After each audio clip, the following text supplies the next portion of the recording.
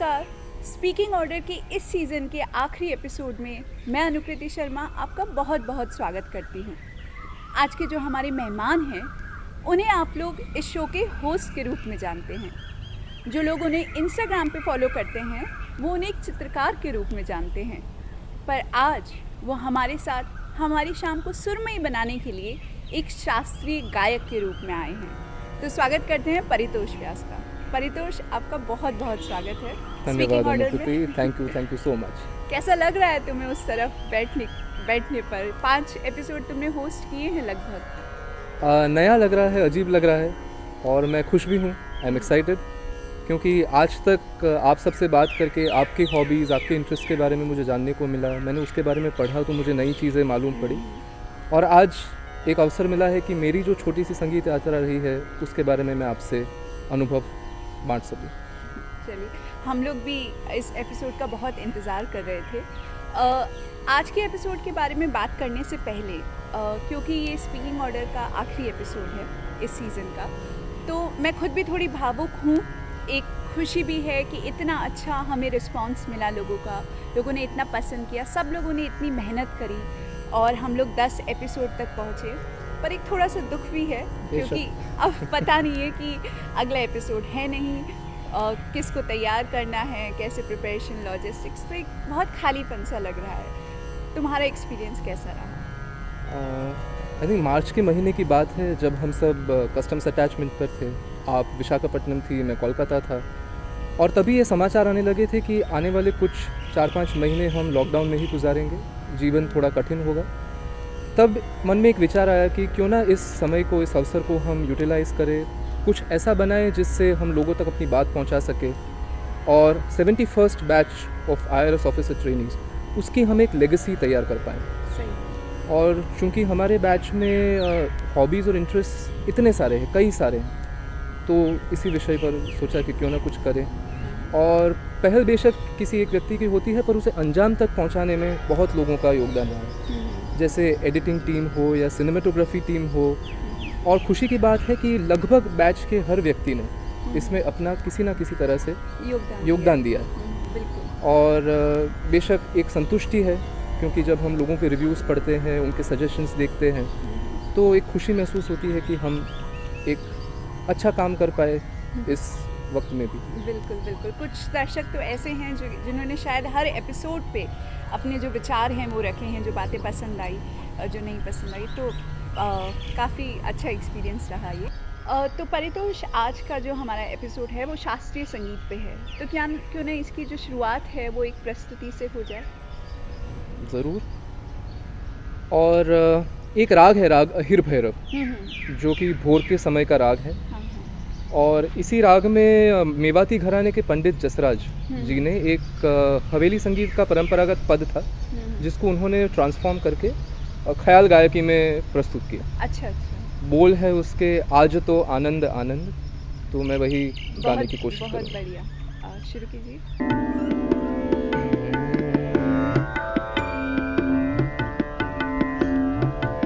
आज तो आनंद आनंद, पूर्ण ब्रह्म सकल घट व्यापक, पूर्ण ब्रह्म सकल घट व्यापक, सो आयो गृहानंद, आज तो आनंद आनंद। गर्ग पराशर और मुनि नारद, पढ़त वेद श्रुति छंद, हरि जीवन प्रभु गोकुल प्रगट, मिटे सकल दुख द्वंद, आज तो आनंद आनंद, आज तो आनंद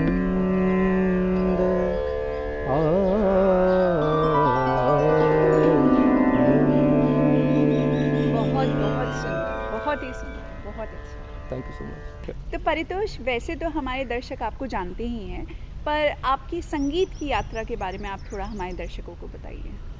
जी नमस्ते, मैं परितोष व्यास और मेरी पैदाइश सूरत गुजरात की है और मैं कुछ चंद उन गुजरातियों में से हूँ जो सिविल सर्विसेज में आते हैं। और मैंने अपनी ग्रेजुएशन जो है अपना वो 2015 में एनआईटी सूरत से बीटेक सिविल इंजीनियरिंग में कंप्लीट किया। अच्छा। फिर 2016 में मैंने पहली बार सिविल सर्विसेज परीक्षा लिखी और मुझे Indian civil account service allot हुआ। अच्छा। और दूसरे प्रयास में फिर मैं IRS customs and central excise में आया और आप सबके साथ ट्रेनिंग कर रहा हूँ। संगीत की मेरी यात्रा बचपन से शुरू हुई क्योंकि मेरे माता पिता दोनों को ही संगीत से बहुत ही प्रेम था। और आज भी मुझे याद है कि रविवार का जो दिन होता था उसकी सुबह हमारे घर में गज़लें बजती थी। क्या बात। जगजीत सिंह की हो या मेहदी हसन की हो या गुजराती गज़ल हो। और पर मैं अपने परिवार का पहला ऐसा सदस्य हूँ जिसने शास्त्रीय संगीत में तालीम ली है। अच्छा, और फॉर्मल एजुकेशन और इसके लिए मैं अपने माता पिता का शुक्रगुजार हूँ कि उन्होंने मुझे उस फील्ड में बहुत बड़ी बात है ये। जी। हाँ।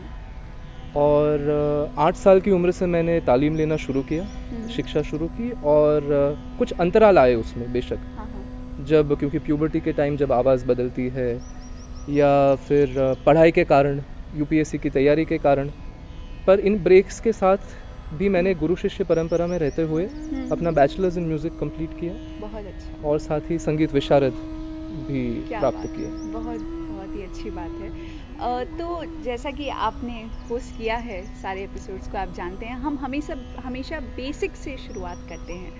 तो आप ये बताइए कि शास्त्रीय संगीत क्या है? ठीक है।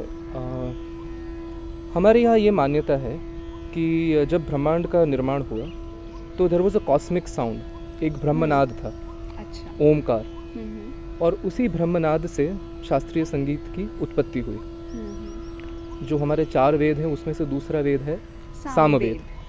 और सामवेद में ऋग्वेद की जो ऋचाएं हैं उन्हें पढ़ने की पद्धति बताई गई। तो भारतीय शास्त्रीय संगीत का मूल जो है वो सामवेदिक परंपरा में है। अच्छा। एक उपवेद है गंधर्व वेद, वो सामवेद का ही उपवेद है।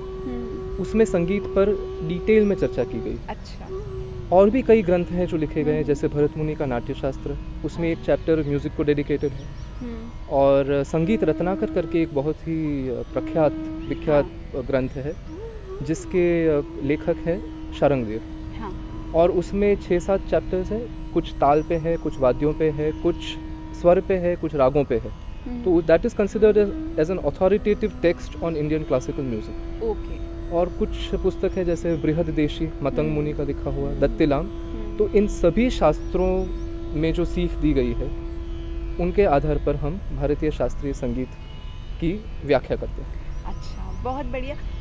हिंदुस्तानी और कर्नाटक म्यूज़िक 2 पार्ट में डिवाइड हुआ इंडियन क्लासिकल म्यूज़िक, और मेरे ख्याल में आप हिंदुस्तानी क्लासिकल म्यूज़िक में ही आपकी दीक्षा हुई है। तो हिंदुस्तानी क्लासिकल म्यूज़िक के बारे में बताइए, और अगर कोई डिफरेंस आप बता सकें दोनों के बीच में जो बहुत मुख्य आपको लगे, वो भी थोड़ा सा विस्तार में बताइए। श्योर। हिंदुस्तानी और कर्नाटकी हमारे यहाँ 2 क्षेत्रीय विभाग हैं। हाँ। उत्तर भारतीय संगीत को हम हिंदुस्तानी कहते हैं और दक्षिण भारतीय को हम कर्नाटक कहते हैं। तो वैसे तो इनका जो ओरिजिन है वो दोनों का सेम है, पर क्योंकि नॉर्थ इंडिया में बहुत सारे एक्सटर्नल इन्फ्लुएंसेस आए, फॉरेन इन्फ्लुएंसेस आए, कहीं अफगानिस्तान से, कहीं तुर्की से, कहीं ईरान से, even Greek influences, Greek Roman influences, तो इन सबको मिलाकर उसका एक अलग स्वरूप बना जो दक्षिण भारतीय संगीत से भिन्न है। अच्छा। और उसके कुछ डिफरेंसेस जो बहुत कॉन्स्पिक्यूअस है वो मैं बताना चाहूँगा। जैसे उत्तर हिंदुस्तानी जो हिंदुस्तानी संगीत है उसमें 12 स्वर हैं। अच्छा। मुख्य 12 स्वर है। हाँ। और कुछ श्रुतियाँ हैं, जैसे 22 हम श्रुतियाँ कहते हैं। हाँ, श्रुतियाँ क्या होती है? श्रुतियाँ होती है वैसी फ्रीक्वेंसीज जो कि हमारे कान और हमारा दिमाग अलग बना पाए, तो अच्छा। Music related notes. अच्छा। वैसे 22 श्रुतियाँ हैं। अच्छा। पर उनमें से हमने 12 स्वरों को अलग किया है। अच्छा। और हिंदुस्तानी पद्धति में हम उन्हीं 12 स्वरों पर महत्व देते हैं। ओके। जबकि दक्षिण भारतीय कर्नाटक संगीत जो है उनमें सभी 22 श्रुतियों को इक्वल इम्पोर्टेंस दिया जाता है। अच्छा। फिर म्यूजिकल इंस्ट्रूमेंट्स अलग हैं। हाँ। जैसे हिंदुस्तानी संगीत में तबला है, हाँ। तो कर्नाटक संगीत में मृदंगम है। हाँ। हिंदुस्तानी में सारंगी है तो वहाँ वायलिन है। हाँ। हाँ। यहाँ शहनाई है तो वहाँ नादस्वरम है। हाँ। तो इस तरह से म्यूज़िकल इंस्ट्रूमेंट्स अलग हैं। हम्म, फिर हम रागों के जनक बताते हैं, कुछ ऐसी पैटर्न्स हैं जैसे उन्हें हम थाट कहते हैं, और हाँ। सभी राग जो हैं वो इन्हीं 10 थाटों से आए हैं। अच्छा तो हिंदुस्तानी संगीत में 10 थाट है, अच्छा जबकि कर्नाटिक म्यूज़िक में उन्हीं थाट को हम मेलकर्ता कहते हैं, अच्छा। और वहाँ पर 72 मेलकर्ता हैं। तो यही कुछ बेसिक डिफरेंसेस हैं। हाँ, मुझे समझ आ रहा है कि जब यूपीएससी की तैयारी कर रहे थे तो जब क्लासिकल म्यूजिक तैयार करना होता था तो मेरी हालत खराब हो जाती थी, क्योंकि इतना ये भारतीय शास्त्रीय संगीत इतनी बड़ी चीज़ है, उसको थोड़े शब्दों में कहना पाना बहुत मुश्किल है। आपने बहुत सुंदर तरीके से बताया। वेरी ट्रू, क्योंकि मैं तो समझता हूँ कि लोगों का पूरा जीवन काल निकल जाता है और फिर भी वो शास्त्रीय संगीत को समझ नहीं पाते। हाँ, और मैं तो एक बड़े से समुद्र में एक छींट बराबर भी नहीं हूँ। सही बात। तो it is a very very vast, very rich, very deep subject. तो परितोष, ये आपने हिंदुस्तानी और कर्नाटक के डिफरेंसेस के बारे में बताया, पर हिंदुस्तानी म्यूज़िक के बारे में बताइए थोड़ा सा और विस्तार में। हिंदुस्तानी शास्त्रीय संगीत में गायन की 2 शैलियाँ हैं, एक है ध्रुपद हाँ। और एक है ख्याल। हाँ। तो ध्रुपद जो है दैट इज़ एंशियंट, अच्छा। वो उसका 250 साल का इतिहास है ध्रुपद का।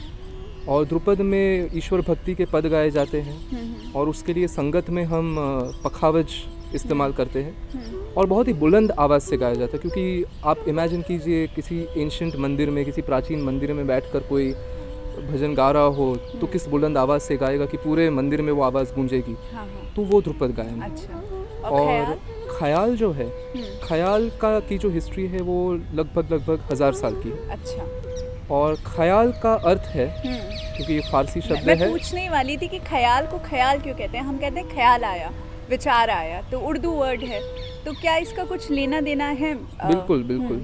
तो ख्याल का अर्थ होता है थॉट या विचार। तो ख्याल में जो गायक है या वादक है, उसे ये फ्रीडम होता है कि वो अपना इमेजिनेशन यूज़ करके उसमें वेरिएशंस कर सके, अच्छा। इम्प्रोवाइज कर सके। और ये ध्रुपद में नहीं है? नहीं, ध्रुपद में it is very controlled. Okay. और इसका मैं एक एग्जांपल भी देता हूँ, इट्स एन एनालॉजी, कि ख्याल में अगर आप गा रहे हैं तो that is like playing in a large playground. बहुत बड़ा सा प्लेग्राउंड है, मैदान है जिसमें आप खेल रहे हैं, पर उसके चारों तरफ एक बाउंड्री वॉल बनी हुई है। अच्छा। तो आप उसके बाहर कूद कर नहीं जा सकते, पर प्लेग्राउंड में आपको जितना खेलना है आप खुले मन से खेलिए। तो वही है, इम्प्रोवाइजेशन कर सकते हैं आप। और बाउंड्रीज बस इसमें 2 ही है, कि जो स्वर है, ताल है और राग है, उसकी जो समझ है उससे आप बरकरार रखिए। और एक परंपरा है, संगीत की एक परंपरा है जो इतने सालों से चली आ रही है, आप उसका आदर कीजिए। अच्छा, आपने ताल कहा, ताल क्या होती है? ताल इज़ रिदम। ओके। और इसमें कई ताल है, जैसे त्रिताल है, एक ताल है, झप ताल है।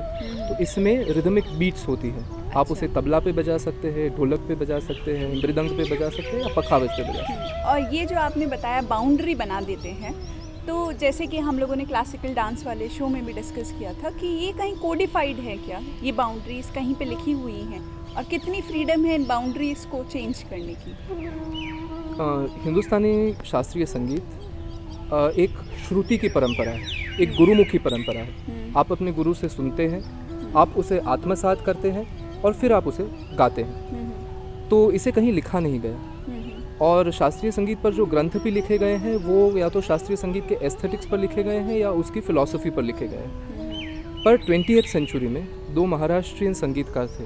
अच्छा। पंडित विष्णु नारायण भातखंडे हाँ जी। और पंडित विष्णु दिगंबर पलुस्कर। हाँ। उन्होंने पहली बार हिंदुस्तानी संगीत को कोडिफाई किया। उन्होंने इसे लिखने की एक स्क्रिप्ट बनाई, और हर जगह से अलग अलग घरानों के रागों को इकट्ठा करके उन्होंने उसे कंपाइल किया। बहुत और उनके विशाल प्रयास काम। बहुत ही इम्पोर्टेंट काम, बहुत ही महत्वपूर्ण। और उन्हीं के प्रयासों के कारण कई ऐसे राग थे जो लुप्त हो जाते, जो आज बचे हुए हैं। बहुत सुंदर, बहुत ही तो ख्याल के बारे में बात हो रही थी, तो मेरे मन में एक प्रश्न आया। अक्सर कहा जाता है कि ख्याल हिंदुस्तान में आमिर खुसरो लेकर आए, इस बात में कहाँ तक सच्चाई है? बेशक आमिर खुसरो का ख्याल को डेवलप करने में योगदान काफ़ी रहा है, पर आमिर खुसरो से भी 300-350 साल पहले एक ग्रंथ में एक टर्म यूज़ हुआ है, रूपक अलाप्ति। अच्छा। और रूपक अलाप्ति ही ख्याल का पूर्वज उसे माना जा सकता है। उसी में वेरिएशंस करके आगे ख्याल बना। और कई संगीतकारों ने ख्याल को डेवलप करने में अपना योगदान दिया है। तो attributing it merely to Amir Khusro would be unfair to so many other wonderful musicians who have contributed to ख्याल म्यूज़िक। और उनमें दो नाम मैं खास लेना चाहूँगा, एक है सदारंग और अदारंग। तानसेन के वंशज थे नेमत खान, और उन्हीं का दूसरा नाम था सदारंग। अच्छा। और उनके भतीजे अदारंग।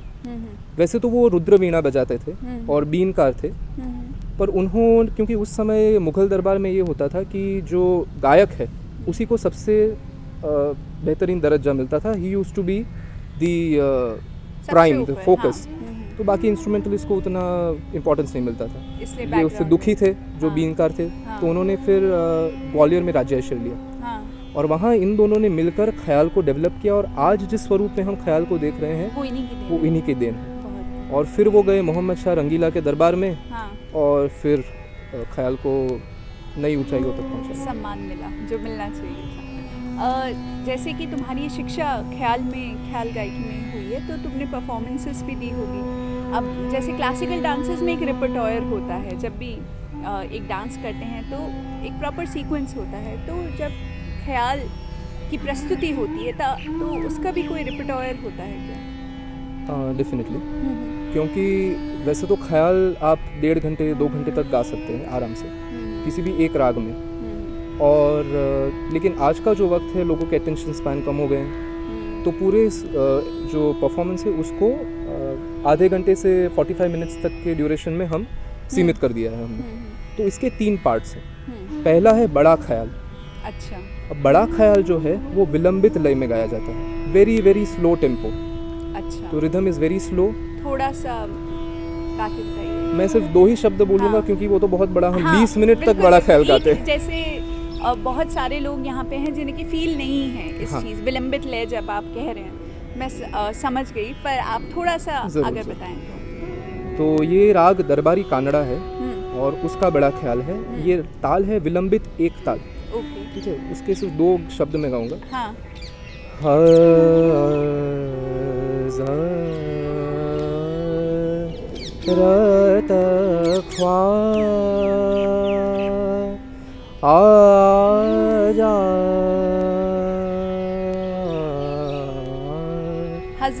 हजरत ख्वाजा, 2 ही उसी को हमने इतना स्लोली एक्सपांड किया है। तो यहाँ से होती है शुरुआत। हाँ, फिर ये हम 15 से 20 मिनट तक हम बड़ा ख्याल गाते हैं। अच्छा। फिर हम टेम्पो बढ़ाते हैं। हाँ। हम हमारे ताल की स्पीड बढ़ाते हैं और मध्य लय में आते हैं, मीडियम टेम्पो। इसी को गा के बताइए, मीडियम में। इसको हम कहेंगे छोटा ख्याल। हाँ। और छोटा ख्याल की बंदिश बड़ा ख्याल की बंदिश से अलग होती है। हाँ, मैं पूछने वाली हूँ बंदिश क्या होती है। ठीक है, मैं बता देता हूँ। बंदिश जो है वो कोई भी एक स्वर रचना ही होती है जिसमें स्वर होते हैं, साहित्य होता है और ताल भी होता है। अच्छा। और बंदिश शब्द का अर्थ क्या है? बांधा हुआ। तो इसे बंधा हुआ क्यों कहते हैं? क्योंकि उसे ताल के साथ स्वरों को बांध लिया है, इसलिए बंदिश है। अच्छा। आप मुक्त स्वर भी गा सकते हैं जिसमें ताल ना हो, पर अगर वो ताल से बंधा है तो वो बंदिश है। तो छोटा ख्याल, तो हम छोटा ख्याल की बात कर रहे थे कि उसकी बंदिश जो होती है वो मध्य लय होती है। तो मैं तबला के साथ थोड़ी सी बंदिश गा के आपको सुनाता हूँ। ठीक है। घर जाने दे छाड़ मोरी बैया, घर जाने दे छाड़ मोरी बैया,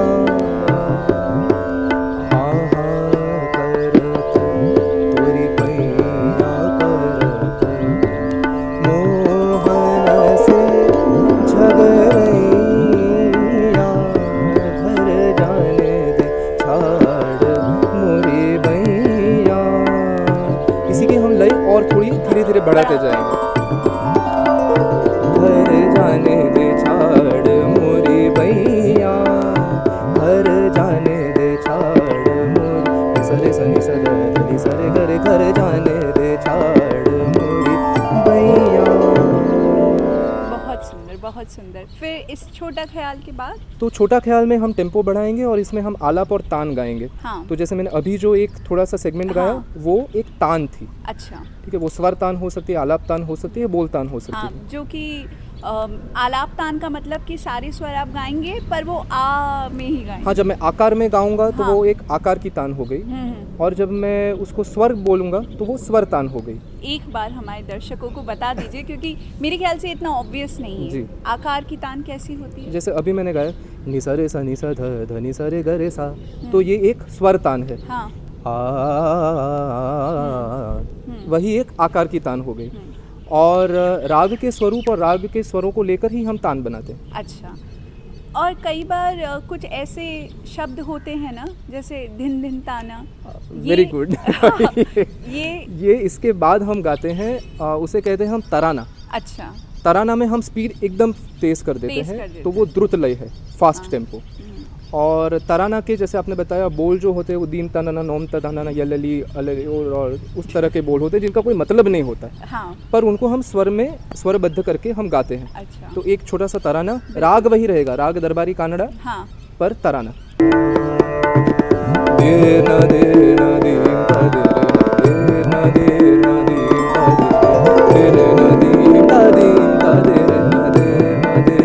ताना नदीम तदीम तदेरे ना ताना नदीम तदीम तदेरे ना ताना नदे ना तदरे दरे दीम ता किट तक दुन किट तक परम दिन ता दिन ता दिन दे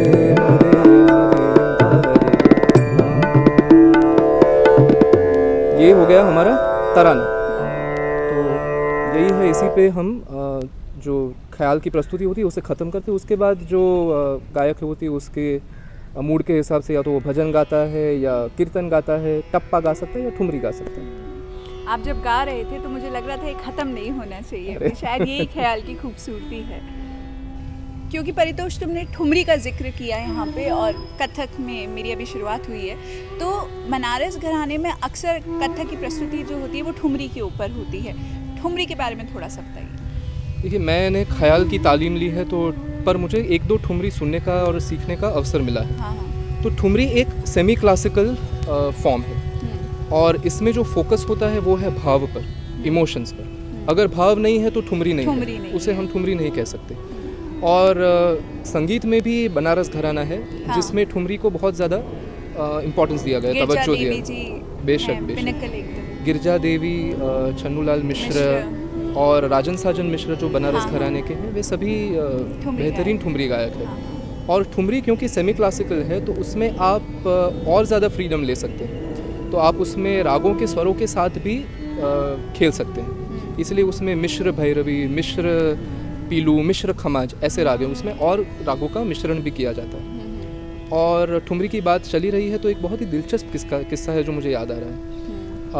नवाब कौन थे आखिरी अवध के? हाँ, वाजिद अली शाह, बाबुल मोरा नहीं जी जी। तो वाजिद अली शाह को जब बर्खास्त किया गया और उन्हें कलकत्ता भेज दिया गया, तो आखिरी वक्त में जब वो विदाई के अवसर में थे तो उन्होंने अपने महल की तरफ देखा, अपने लखनऊ, अपने अवध की तरफ देखा, और इम्प्रॉम्प्टू ही उन्होंने एक ठुमरी की रचना कर दी।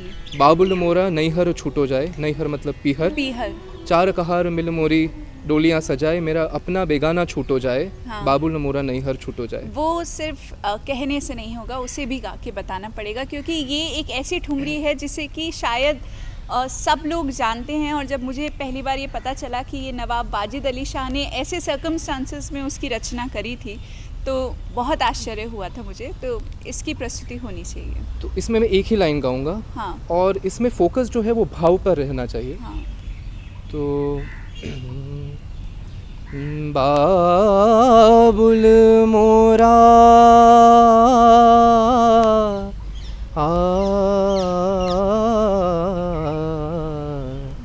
नैहर छूटो ही जाए, हाय नैहर छूटो ही जाए। बहुत ही दुख से, करुणा से भरा मिश्र भैरवी में एक ठुमरी। तो परितोष, आपने अभी मिश्र भैरवी राग की बात करी, तो जब भी संगीत की बात आती है तो राग के बारे में चर्चा ज़रूर होती है। राग क्या होती है? मैं समझता हूँ अगर संगीत, शास्त्रीय संगीत एक भाषा है, स्वर उसके अक्षर है, तो राग उसका व्याकरण है। बहुत बढ़िया। राग संगीत का ग्रामर है। अच्छा। और वैसे हम शास्त्रों के हिसाब से 6 राग हैं। उनमें से 5 राग जो है वो पंचमुखी शिव से उद्भव हुए।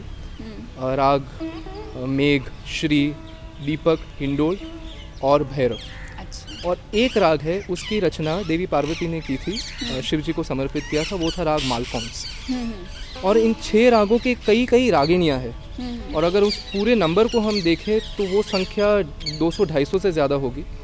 और कई राग हैं जो हम खो चुके हैं, जो लुप्त हो चुके हैं। अच्छा। तो कई रागों की संख्या है। अच्छा, तो अभी क्योंकि मॉनसून चल रहा है और मैंने सुना है कि कई बार जब संगीतकार गाते हैं तो बारिश भी हो जाती है तो हम भी एक कोशिश कर सकते हैं, कुछ इस मौसम के अनुकूल आप सुनाइए। बेशक, मैं यहाँ पर एक किस्सा सुनाऊंगा कि पंडित ओमकार नाथ ठाकुर थे, बनारस घराने के। तो उन्होंने आई थिंक वो मानसून का वक्त नहीं था, वो वर्षा ऋतु नहीं थी, और उन्होंने राग मल्हार गाया। हाँ। और ज़ोरदार बारिश हो गई। क्या बात है। And this has been recorded. तो और मेरे भी जो पसंदीदा राग हैं वो बारिश से ही संबंध रखते हैं। राग मेघ मल्हार, राग मियाँ मल्हार, हाँ। राग गौड़ मल्हार, गौड़ सारंग। हाँ, हाँ। कई ऐसे राग हैं जो वर्षा ऋतु पे, क्योंकि वर्षा ऋतु जो है वो श्रृंगार रस से भरपूर है, तो इसमें कई राग हैं। तो मैं राग मेघ में एक त्रिताल में एक छोटा ख्याल गाना पसंद करूँगा। बिल्कुल बिल्कुल। राग मेघ, ताल त्रिताल। नी सा रे रे नी,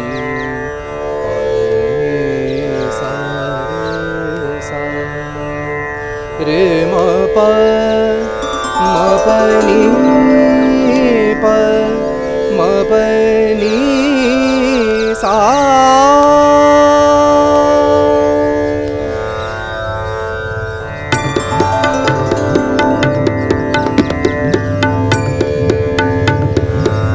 गगन गरज दमकत दामिनी, गगन गरज दमकत दामिनी, चले पवन सननन नननन, चले पवन सननन नननन, बरसे मनहार रे, बूंदन बरसे मनहार रे, पिया बिन कछु न सुहाए।